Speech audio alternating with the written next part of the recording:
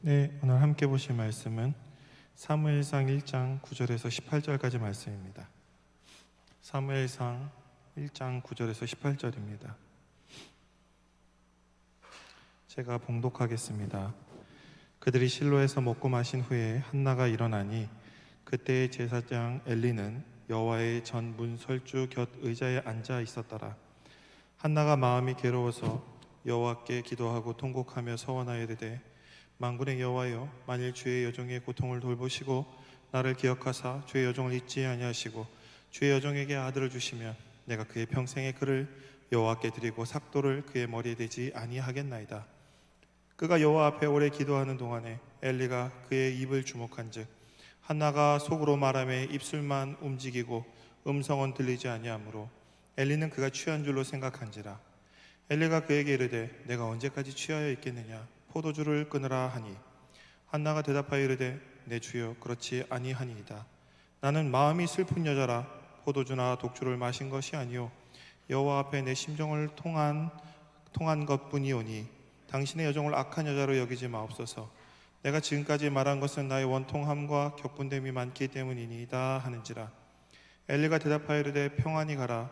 이스라엘의 하나님이 내가 기도하여 구한 것을 허락하시기를 원하노라 하니 이르되 당신의 여종이 당신께 은혜 입기를 원하나이다 하고 가서 먹고 얼굴에 다시는 근심빛이 없더라. 아멘. 오늘은 고난에서 생겨난 믿음이라는 제목으로 하나님 말씀 증거하겠습니다. 이제 사사 시대가 저물어가고 있습니다. 그 죄악이 극에 달했던 엘리 제사장이 사사였던 시대였습니다. 이 말씀은 이스라엘의 용비 어천과와 같습니다. 그러니까 건국 신화 같은 느낌으로 좀 보실 수 있습니다.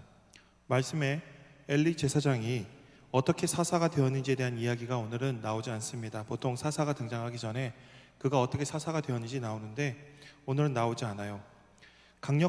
우리는 그가 나오지 않는 이유에 대해서 이전에 봤습니다. 사사기의 마지막 사건을 통해서 우리는 유추해 볼 수가 있는데 강력한 영향력을 가진 레위인 제사장이 지파전쟁을 어떻게 일으켰고 또 그로 인해서 민족 간에 얼마나 큰 비극이 벌어졌는지를 우리는 사사기 이제 후반부의 말씀을 통해서 봤습니다. 이 사건 이후로 제사장의 힘은 더 강력해졌고 그의 힘과 권위와 권력과 부는 더 커졌습니다. 마침내 모든 제사장들의 우두머리격인 엘리가 그 힘을 입고 사사가 된 것입니다. 엘리의 모습을 볼 때 그는 제사장으로나 사사로나 매우 자격이 미달이었습니다. 탐욕이 가득한 사람이었다는 것이 곳곳에 드러납니다. 또한 그는 사사의 지위를 대를 물려가며 유지하려고 자기 자식에게 그것을 주려고 했던 사람입니다. 그러나 결국 하나님의 심판으로 그 집안은 무너지고 맙니다. 이와 같은 짙은 어둠이 가득 찼던 시대에 한나라는 여인이 있었습니다. 한나는 불임 여성이었습니다. 고대 사회 관점에서 보면 무능한 여인입니다. 또한 저주받은 여성이었습니다. 세상에서도 하나님께서 너의 태를 닫았다라고 세상들로부터 지탄받고 조롱받는 여성이었습니다. 하루도 마음 편할 날이 없었습니다. 남편에게 얼굴도 들지 못합니다. 나름 이 남편이 좋은 사람이었어요. 엘가나라는 사람이었는데 남편이 잘 챙겨줍니다. 위로도 해주고 그게 안 돼서 더 많이 챙겨주고 사랑도 더 많이 해줍니다. 그러나 그 행동이 오히려 한나에게는 부담이 되고 마음의 위로보다 상처만 더 깊게 할 뿐이었습니다. 남편에게 또 다른 아내인 브닌나가 있었습니다. 그 여인은 자식도 많았고 아들도 있었습니다. 브닌나는 남편이 한나에게만 잘하는 것이 꼴보기 싫었습니다. 아무 쓸모없는 여자에게 잘하는 것이 이해가 안 가고 너무 싫었습니다. 또한 자신보다 더 많은 몫을 챙겨주는 것이 또한 싫었습니다. 브닌나는 한나에게 대놓고 이렇게 말하는 겁니다. 하나님께서 너의 태의 문을 닫았다. 너는 저주받은 여자다. 그러면서 조롱하고 괴롭히고 이것만 한 게 아니라 평소 나쁜 말로나 행동으로나 늘 괴롭게 했습니다. 한나는 너무 괴로웠습니다. 왜 이런 일이 나에게 생기는지, 나는 왜 이렇게 당해야 되는지 너무 고통스러워서 내가 왜 이렇게 되는지 알지 못해서 하나님 앞에 눈물로 엎드려 기도합니다. 한나는 그 고난 가운데서 엎드려 기도하면서 뭐냐면 하나님의 뜻을 구합니다. 하나님의 앞에 엎드려서 날마다 기도하며 눈물로 밤새며 왜 내가 이와 같은 고난을 겪어야 합니까? 그러면서 상한 심령을 하나님 앞에 내어놓고 기도합니다. 너무 아픈 마음으로 기도하다 보니까 입술이 떨어지지 않는 겁니다. 눈물이 나고 자꾸 막 막히면서 말로 표현할 수 없는 그 고통을, 그것이 너무 극심하여서 울음까지 삼켜가면서 기도하고 있는 겁니다. 소리가 나오지 않는 거예요. 그냥 꺽꺽거리고 있는 겁니다. 왜 내게 고난을 주셨을까? 엎드려 기도하는 가운데 한나는 자신이 아이를 낳지 못하는 것이 하나님께서 정말 내 태의 문을 닫으셨기 때문이라고 생각하기 시작합니다. 세상에서 자신에게 퍼부어진 그 말대로 나는 그런 사람이길 겁니다 라고 생각하면서 점점 자기 자신을 비하하기 시작합니다. 나는 저주받은 사람이고 무능하고 쓸모없는 사람이고 차라리 이 땅에 태어나지 말았어야 할 사람이고 짐이 되는 사람이고, 자꾸 이러니까 마음속에 죽고 싶은 마음만 자꾸 생겨납니다. 그런 극심한 고난으로 한나의 마음은 갈갈이 찢어집니다. 그 상한 심령을 내어놓고 하나님 앞에 계속 기도하는 가운데 한나는 어느 순간에 내 아픈 마음만큼 하나님도 아프셨던 게 아닐까, 하나님의 마음을 알기 시작합니다. 엎드려서 기도로 눈물로 기도하는 가운데 하나님의 마음이 보이기 시작합니다. 자신의 이와 같은 고통이 그저 나의 고통이 아닌 오늘 하나님의 고통임을 이 한나가 보게 됩니다. 이 시대에 더 이상 공의도 없고 하나님을 아는 지식도 없고 자신의 소견에 옳은 대로 행하는, 하나님을 대적하는 이들이 통치하는 거룩함이 메말라버린 이 시대가 바로 자신의 자궁과 같이 소망 없는 시대라고 생각하며 그것을 알게 해주십니다. 아까 얘기했죠. 한나의 이야기는 용비어천가라고, 임신하지 못하는 여자가 임신하는 이야기입니다. 불임의 여성이 아이를 갖게 되고 그 아이로 새로운 세상이 열리는 겁니다. 소망이 없어진 시대에 새로운 소망의 빛이 한 여인으로부터 시작됩니다. 이 여인은 곧 하나님과 이스라엘 공동체의 모습을 보여주는 표적입니다. 한나는 그것을 깨닫게 됩니다. 하나님께서 나를 통해서 무언가 하려고 하시는 계획이 있구나. 하나님의 뜻을 알게 되고 그 마음에 터져나오는 감동을 말로 이어가지 못하면서 하나님 앞에 그 가슴 속에 있었던 하나님의 마음을 공감하고 내 입에서 이런 서원이 나오는 겁니다. 하나님 내게 아들을 주신다면 그 아들을 이 땅의 거룩한 시로 하나님 앞에 바치겠습니다. 그동안은 하나님 앞에 왜 나 자식 안 주셨어요? 왜 나 이렇게 괴롭게 하셨어요? 왜 하나님 날 이렇게 힘들게 하셨어요? 맨날 이런 기도만 하다가 바뀌었습니다. 기도의 내용이 바뀝니다. 하나님, 하나님의 아픔을 제가 알겠습니다. 하나님의 아픔을 알겠습니다. 하나님께서 하나님의 뜻을 이루는 도구로 저를 사용하여 주시옵소서. 제가 아들을 낳는다면, 하나님께서 저에게 제 소원을 이루어 주신다면 그것을 모두 하나님,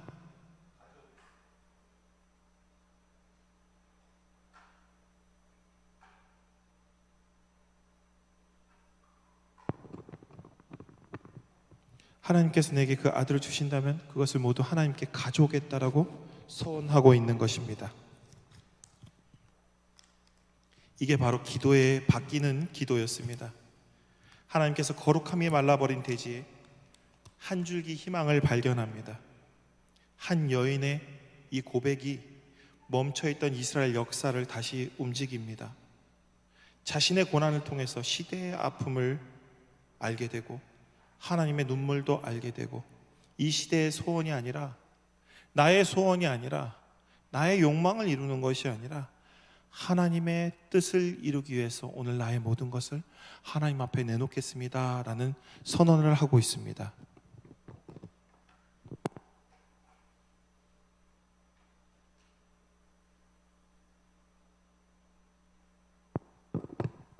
그것이 오늘 11절 말씀입니다. 11절, 서원하여 이르되 만군의 여호와여, 만일 주의 여종의 고통을 돌보시고 나를 기억하사 주의 여종을 잊지 아니하시고 주의 여종에게 아들을 주시면 내가 그의 평생이 그를 여호와께 드리고 삭도를 그의 머리에 대지 아니하겠나이다.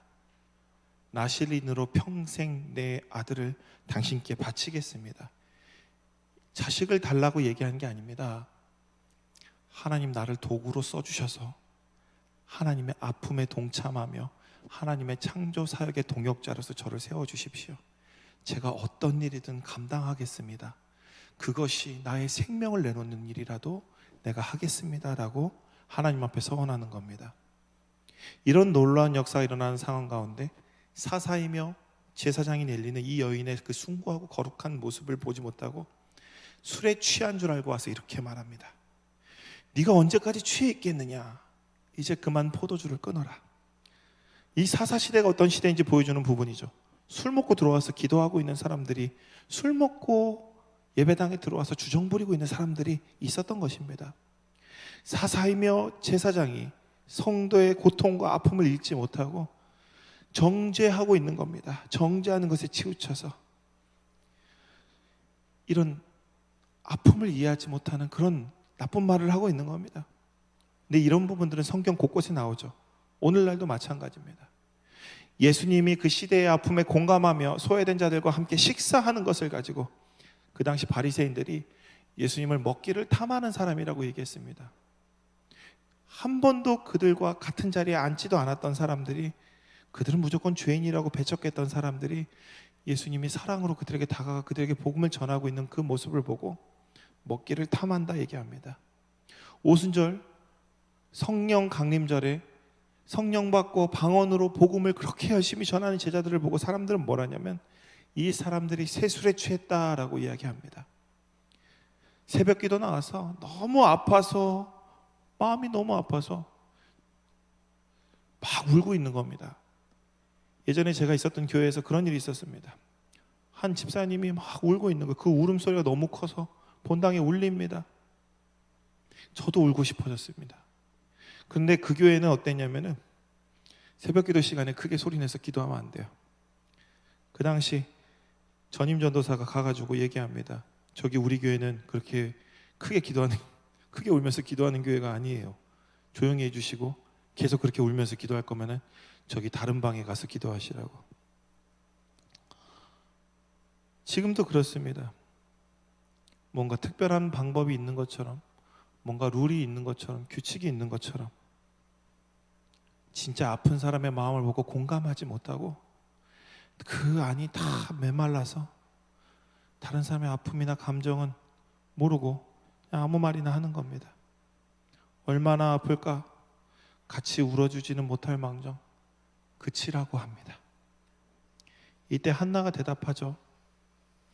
당신의 여종을 악한 여자로 여기지 마옵소서. 내가 지금까지 말한 것은 나의 원통함과 격분됨이 많기 때문입니다. 참 한나는 훌륭한 여인입니다. 제사장이 와서 자기를 정죄하고 있는데 당신은 내 마음도 몰라 라고 얘기하면서 그 사람을 욕하거나 그 사람이 내 마음 몰라준다고 화를 내는 게 아니라 뭐라고 얘기하냐면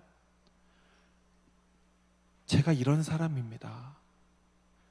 그러면서 자신의 세상이나 사람이나 상황을 탓하지 않고 그저 자신과 하나님과 공동체를 생각하며 매우 공손하게 엘리 제사장에게 자신의 사정을 말합니다. 이때 엘리 제사장이 그 입에서 하나님의 음성을 한나에게 전달합니다. 한나의 그 거룩성이, 한나의 그 뜨거운 마음이, 그 하나님과 그 함께하겠던 그 서원에서 나오는 그 믿음의 빛이 이 엘리 제사장 가슴에 살짝 영향을 줍니다. 이 엘리 제사장 마음도 메마르고 먹고 살기 위해서, 권력을 지키기 위해서 돈 때문에 제사장하고 있는, 사사하고 있는 바로 이 사람 입에서 하나님의 음성이 나옵니다.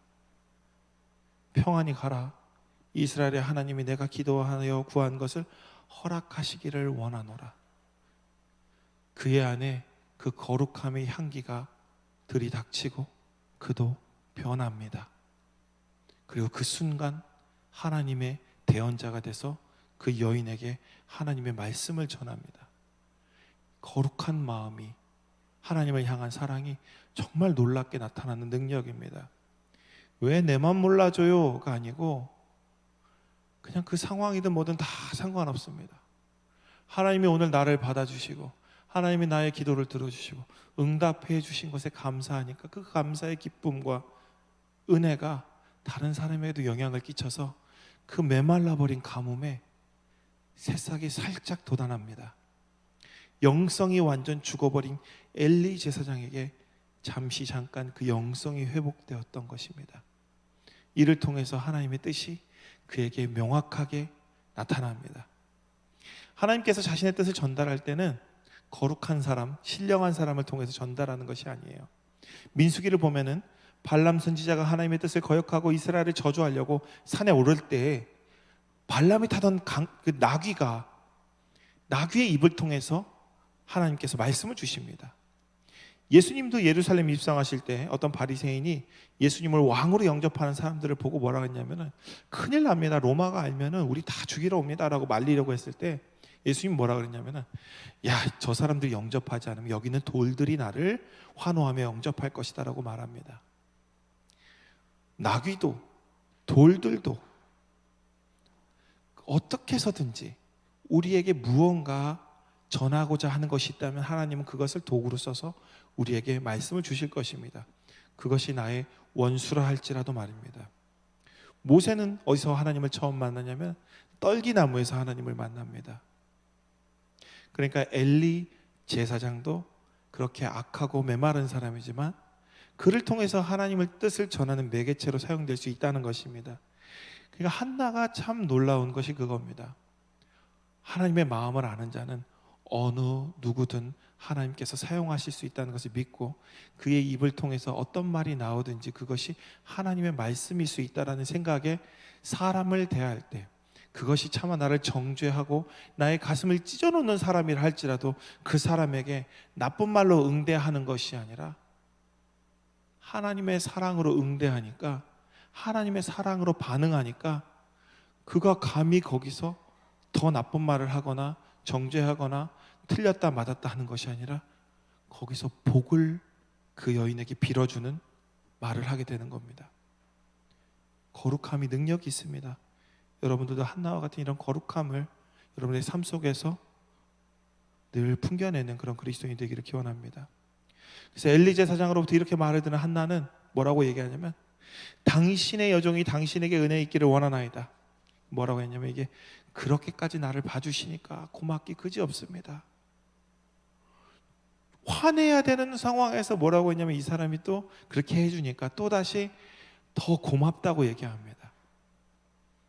사랑의 그 다음에 이해의 그리고 공감의 말을 했더니 거룩한 말을 하고 따뜻한 말을 했더니 돌아온 말은 다시 그거였고 또 돌려줄 때도 배로 따뜻한 말로 돌려주는 겁니다. 저를 그렇게 봐주시니까 너무 감사합니다. 더 겸손히 대답합니다. 그래서 이게 뭐냐면 한마디로 하면은 아멘이라고 얘기한 겁니다. 그렇게 될 줄 믿습니다. 한나는 믿음의 확신이 생겼습니다. 하나님께서 이제 자신의 태의 문을 열고 이스라엘의 소망이 될 거룩한 씨를 자신에게 주실 것을 확신했습니다.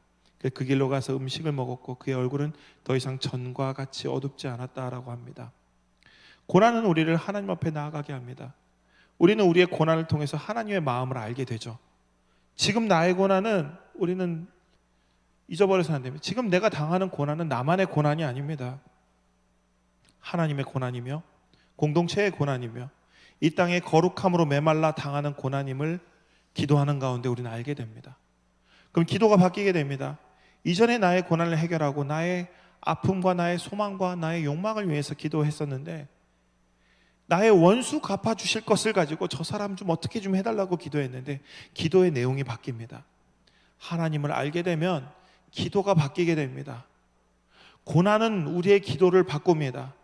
그리고 이전에 거짓된 믿음을 진실한 믿음으로 변화시킵니다.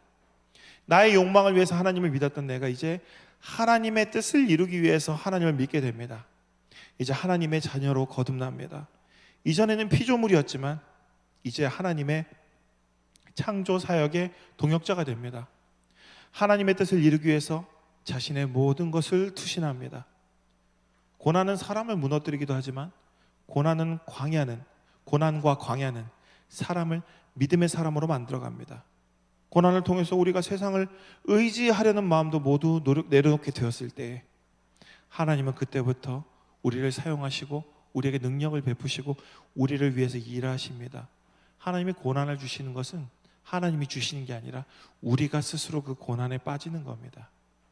세상을 의지하려 하기 때문에, 세상에서 무언가 얻으려고 하는데 얻어지지 않으니까 그게 고난이 되는 겁니다. 그러나 세상의 것들을 다 내려놓고 하나님만 의지하면 고난은 없어집니다. 그때서야 하나님과 동행하게 됩니다. 세상을 의지하지 않고 하나님만 의지하겠다고 자신의 모든 것을 투신하겠다고 서원한 자를 통해서 하나님께서는 능력을 나타내십니다.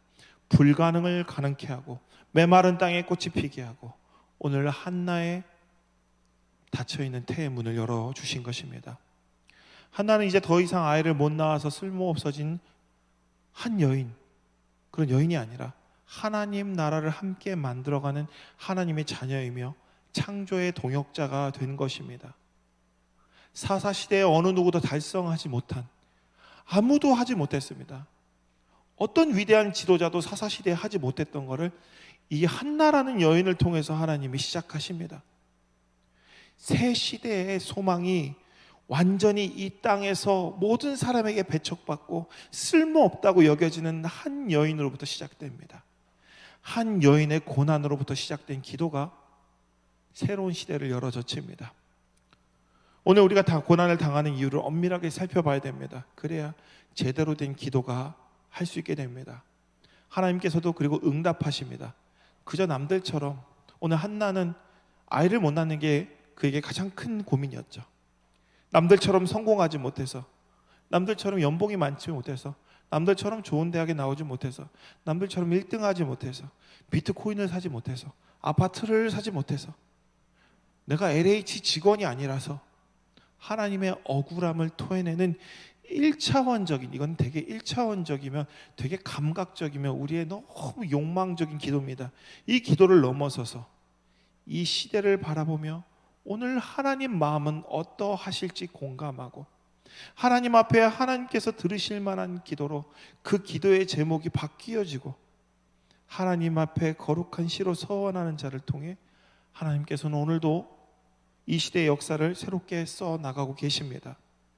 그를 하나님의 자녀로 이 시대의 창조의 동역자로 세워서 하나님의 길을 열어 가실 것입니다. 제가 좋아하는 팟캐스트 프로에서 아프니까 청춘이다라는 말에 대해서 이렇게 설명하더군요. 청춘이 아니면 아플 수 없다. 이게 나쁜 말이라고 처음에도 저도 되게 뭐 꼰대들이 저는 나쁜 말을 해라고 생각했는데 청춘만이 아플 수 있다는 이야기를 했었습니다. 오늘 말씀에서 엘리 제사장이 어떤 사람이면 닳고 닳아서 이제는 아픔도 못 느껴요. 쾌락도 느끼지 못합니다.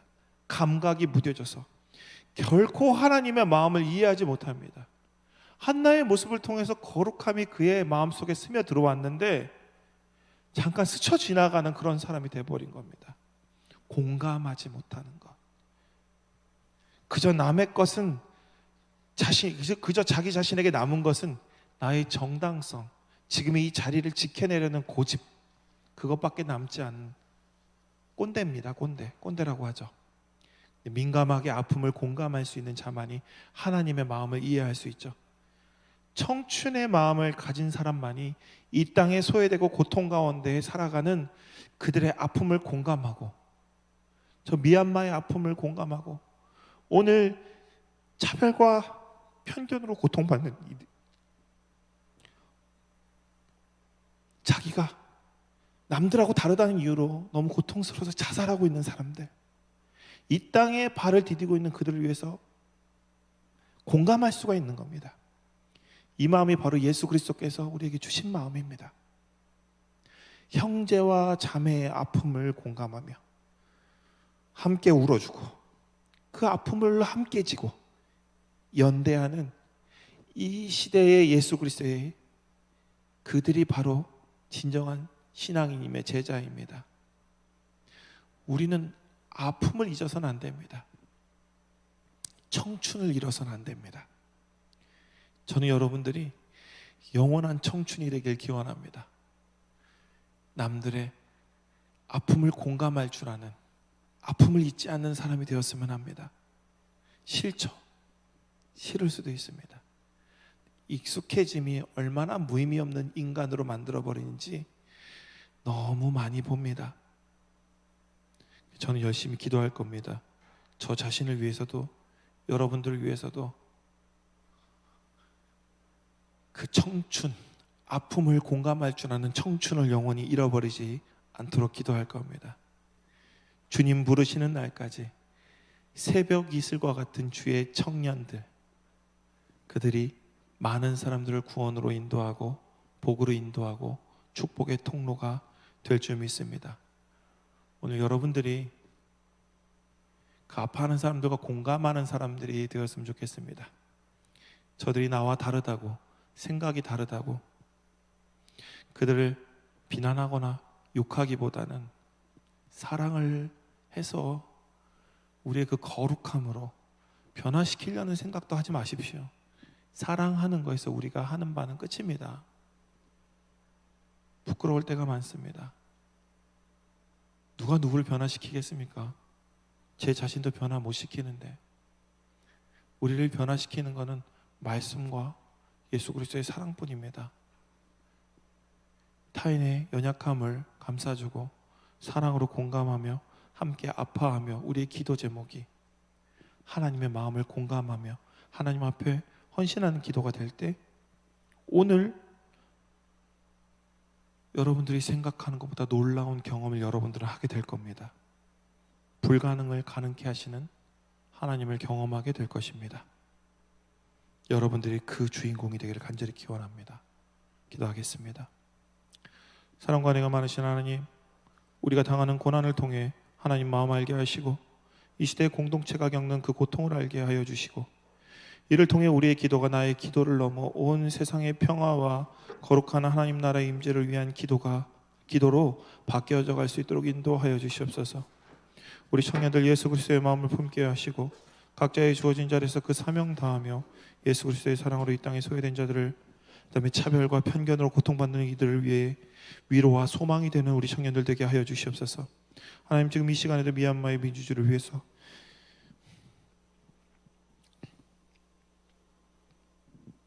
피를 흘리는 수많은 미얀마의 형제 자매들을 보호하고 지켜주시옵소서.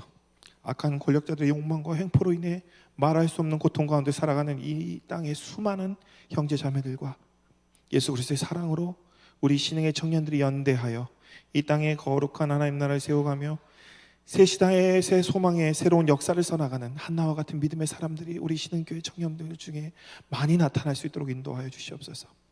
한 주간도 주님 지켜주시고 붙들어 주셔서 믿음으로 승리하게 하여 주시고, 그 가운데 우리 귀한 청년들 주님 사용하시는 아름다운 청년들로 주여 자라나갈 수 있도록 인도하여 주시옵소서.